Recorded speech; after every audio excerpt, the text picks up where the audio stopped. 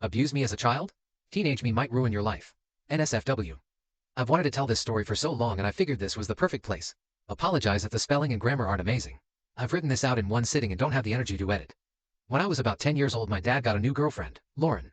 Lauren was an evil monster. When I first met her, she was lovely and friendly. I quickly liked her. But over the years, everything went downhill fast.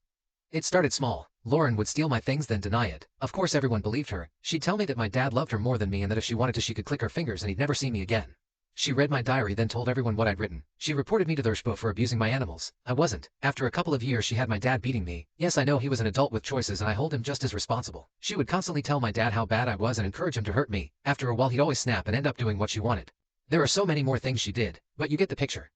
My dad and Lauren separated when I was about 16 years old, but they had a house together still. It was around this time as a suicidal, miserable teenager that I decided I'd get even. I spent months on my plan, and this is what I did. I wanted Lauren's entire life to fall apart all at once, so everything had to be perfectly timed. I started by getting her fired and a minor criminal record. Lauren worked at a police warehouse for seized items, but naughty Lauren was stealing from the warehouse, so I made notes on what she stole and when. Once I had a decent enough list, I anonymously contacted her boss with my list. Lauren was immediately suspended. After a few weeks she was found to be guilty of stealing. She was immediately fired and charged with theft, including theft of a Class C substance. Now Lauren was unemployed and pretty much unemployable. On to stage 2. Lauren, with no income, needed to sell the house as she was now unable to pay her mortgage. My dad also wanted to sell so he could move in with his new girlfriend.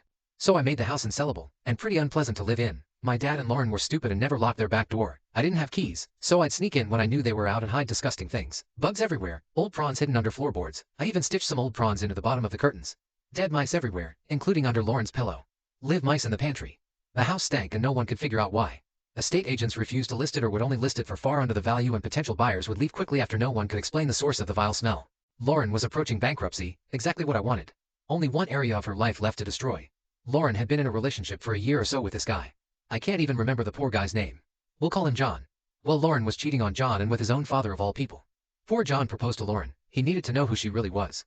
One day when Lauren had John's dad over, I got in the house via the unlocked back door. I grabbed her mobile, which she'd left in the kitchen. It took a few attempts and a lot of house watching to get lucky with the phone. I texted John from her phone pretending to be Lauren. I told him I was sick and asked him to come over. Of course good old John rushed over. I unlocked the front door and texted him letting him know to let himself in as I was in bed sick.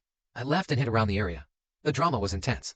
Lauren and John's dad half naked chasing after John in the street, screaming, crying. I think John might have even punched his dad before driving off. Obviously the relationship was over and John's dad even ditched her in an attempt to get his son's forgiveness.